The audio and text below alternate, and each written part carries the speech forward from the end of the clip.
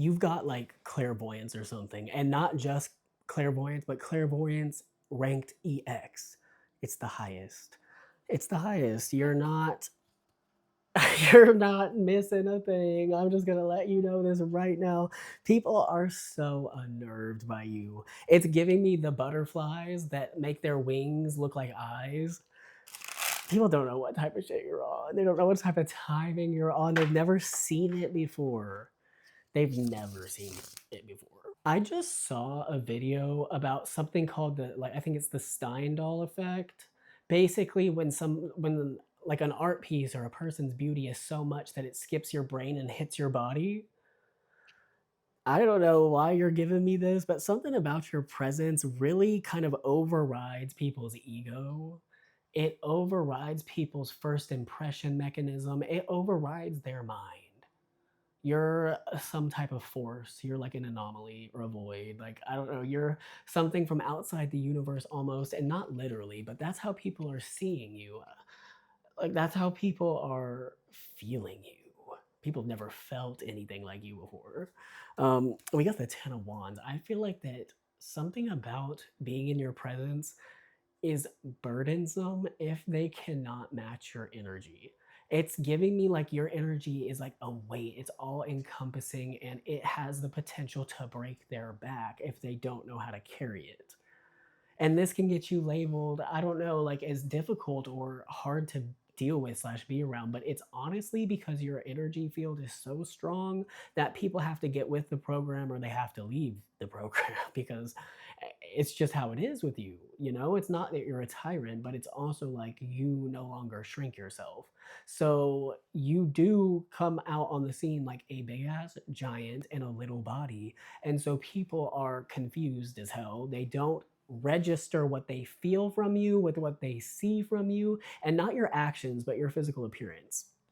When you start talking, though, with this Queen of Swords, when you open your mouth, that's when things start to click. That's when the presence you give off clicks, and people are like, "Oh, that's what it is," right? Like I wanted to call you Mega Mind, big forehead, but literally, like people feel like you are so intelligent, and it it really like, and not to say people think you're dumb, but it's honestly more of a compliment to begin with. You must look good. That's why you give off that effect where it hits people in the body, in the stomach, instead of their ego. There's like some, I don't know. I don't know. I don't know. So when you open your mouth, it's giving me that you confirm people's greatest expectations of you while simultaneously getting rid of their worst, because people are threatened by you. And what I mean by this is when they see you, they like you and hate you at the same time, or they love you and they hate you at the same time. Why would they hate you? It's because you're embodying so many characteristics that they view as exemplary, as a status symbol in a way. And so it's like they're admiring that, but then they're like, damn, I want to get on this level because I'm not on this level. And it's like people will hate you because you remind them that they're not where they want to be, but at the same time you inspire them to get there. And it's like people have never met anyone like you, somebody who can grind their gears to the max, but somehow end up helping them instead. We got the Ace of Cups. People feel like that you are connected to God, to Source. This is where you get your information from, and people know this. People have come to the like to come to terms with that you really are tapped in like that. And I don't know. I feel like where people would dismiss what you had to say in a way, like in their own mind, like their ego would help distance themselves, even if they came to you for advice, right? That's the kicker. And you give them what they need to hear, right? But they don't want to hear it. They don't want to hear it. And then they'll blame you for it. But later, when I tell you, when they are faced with whatever you told them, this is why I said you have clairvoyance EX, people feel like that you just see straight through them, and you see to the core of their heart. You see to whether their cup is overflowing or if it's empty, and you know why. And people are like, how the fuck do you know this? Because I don't even know yet. But you do. You do. We got the Ten of Pentacles. This is about what you have to offer. Now, sure, this can talk about monetary gain, but what this is really getting at is who you are as a whole. With this Ten of Pentacles, what you represent to people, what your symbology almost is. And it is attainment. It is also wholeness. It's connectedness. It is synergistic. There's something where you seek harmony between the mind, the body, the soul, but not only that, the inner with the outer, and on top of it all, synergy with the environment. And you tie it all together. That's why you have this feeling of wholeness, this feeling of righteous power. I want to get like, you're again, when I say you're giving me old man energy, I'm getting like Jupiter. Jupiter, King Jupiter, Zeus, almost, well, not Zeus, right? Not the demiurge, not that. Not that. But more like the archetypal image of the magnanimous, right? Somebody who is bright, warm, who walks in the light of the sun. I feel like what you've done something recently with this Five of Wands in reverse, that's all about quelling conflict. That's, you know what it is, it's setting the record straight. This is through action too, not words. You got some people who, I don't know what this is. The Five of Wands always gives me King of the Hill, not the show, but the actual game we used to play as kids, where we used to do it in a pool, but basically you'd get up on like a floaty or whatever, and everybody's trying to like shove each other off, right? And whoever is the last one standing is the King of the Hill. This is a competition that you turned on its head, though. You didn't play it correctly. You didn't do something like everybody else was doing it, and you ended up on top. But then it's giving me like people almost feel like you walked in there, shut shit down, and left. I don't know what this is. Well, actually, it's giving me people like saying things about you, or like feeling like they know you. And something like you just told a bunch of people, like, you don't know me. You don't know me. And it's giving humble. It's given like you've sat some people down and they no longer want to discuss you because they did not know you were listening. And that's what I get back to your clairvoyance. You've got these people scared of you because you'll be like, I don't know if you commune with these people in any way, shape, or form, but you'll say something and it'll be like, wait, you weren't there. You weren't there. And it's like, how do you know that? And then people get spooked and they're like, is this person like, I don't know. I feel like I'm exposed. Like they're reading me like a book. And you are. You are. And people, that's what like people, when I say they get unnerved by you, it's because they can't hide from you. They hide from everybody else. They do. And they're good at it too, but not to you. I feel like there's just something so, it's giving me that Nene Leaks meme, like we see each other. Like you do. We see each other. Like you're scaring the hell out of these people. I'm getting like scare compilations from TikTok that'll have me like pissing my pants at 2:30 a.m. I don't know why your energy is giving me like that. Like you're just playing pranks on these people. Or they feel like you're being mischievous towards them. And I don't know what you're doing, but you are simultaneously ending the drama while, I don't know, like being bigger than it. Like it's getting, it's gonna be like, am I the problem? And it's like, no, you are the problem when it comes to like a people trying to like, I don't know, do stuff to you. Like that's when you become a problem because it doesn't work. You cannot be bullied. You cannot be argued against. Like I don't know. I feel like if people want to like change your mind, they can't. And this is like a stubbornness almost, but I feel like it just works for you.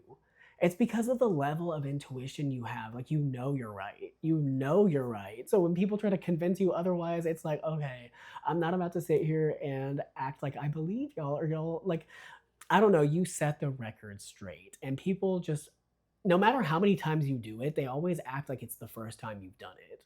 That's how impactful you are. That's how impactful you are. Like, people feel like your level of call out is not something they can get used to. That's why it feels brand new every time you do it, because they've never met anybody who will confront like you. Like, you're not afraid of a thing. You're really not afraid of a thing. And it's so good. I feel like the only thing you're afraid of is God. Like, think of the Ten of Swords. What am I talking about? You're putting endings to things. This is number one. These so this is interesting and goes back to why are you this tapped in to begin with? But these aren't necessarily this Ten of Swords is giving me thoughts.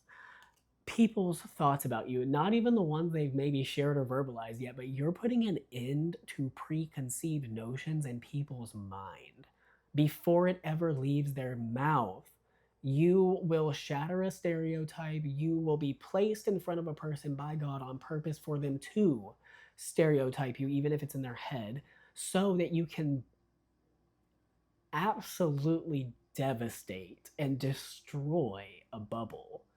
Ultimately, you're doing the Lord's work by opening people's eyes and broadening their mind instead of allowing them to remain closed minded. And so it's like, yes, you're labeled as a problem because you're coming through like a freight train, moving these bitches out of the way, telling them what's up, what's up, what's down, what's left, and what's right.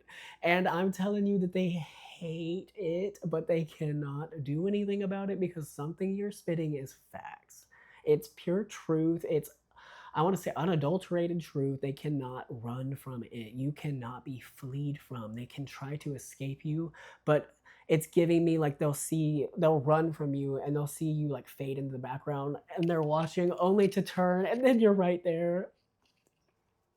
Collective. You're like an apparition. You're like a ghost. Let's see what we got. We got the Hanged Man. You'll stop people in their tracks, but this is a purpose. The Hanged Man is, yes, about being stopped in your tracks, but there's a purpose to it. It's not just to stop people.